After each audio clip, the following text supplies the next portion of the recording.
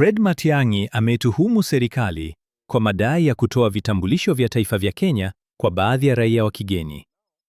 Akizungumza katika mkutano wa kisiasa, Matiang'i alisema hatua hiyo inaweza kuhatarisha usalama wa taifa na kuathiri uadilifu wa mfumo wa usajili wa wananchi. Some of those issues have not been properly finalized and discussed as expected. Now, you wait and see what is going to happen. You know, our passport will be downgraded, our travel documents are going to be questioned, and the credibility of the things we do.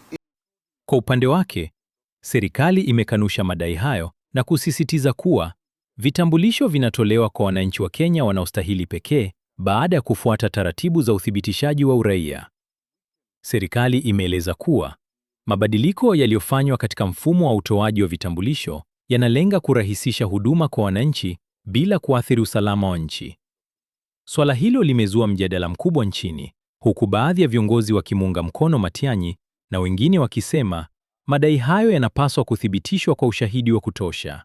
Including our identification documents is now in jeopardy because if every Tom, Dick and Harry from across the border is going to have our ID cards and so on, it completely weakens the respect we enjoy, the privileges we could be given by others, and of course the strength of our identification documents. This is why, with utmost humility, we are asking fellow Kenyans that if you needed another reason why this government should be voted out, you have it. Because can we continue this way? Because how low can we sink as a country?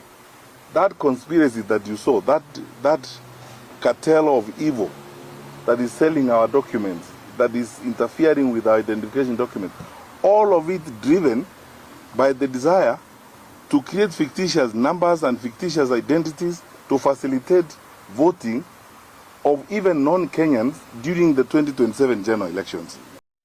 Hiyo ni taarifa inayofuatiliwa kwa karibu, huku wananchi wakisubiri maelezo zaidi kutoka kwa mamlaka husika kuhusu ukweli wa madai hayo. It is irresponsible, to say the very least. It is unpatriotic. And we want to address our leaders as responsible people. What they are doing is not just criminal. It's unthinkable when you look at it, that the leaders would do that to their country. I believe this is something that, if I was president, would not happen, and I would deal with a measure of courageous decisiveness that is needed to clean up that nonsense. We had sorted all these things out when I was in Interior. We had gotten to a point of issuing passports in a day. I spent time myself at the Registrar of Births and Deaths here in Upper Hill to clean up the issuance of birth certificates and death certificates. Together with my colleague Joseph Musheru, the then Cabinet Secretary for ICT, we established systems and worked to clean that place up. Now, it's all back business as usual. So it's a trade going on there, very dangerous criminal trade that's unpatriotic to our country, that in the long run is hurting the credibility of our travel document. It's shameful, to say the very least. And I hope that those in the leadership community, our fellow citizens who hold responsibility on this matter, will decently handle this with the seriousness it requires. I could say more and even use a stronger language, but I'm trying to be a little more restrained.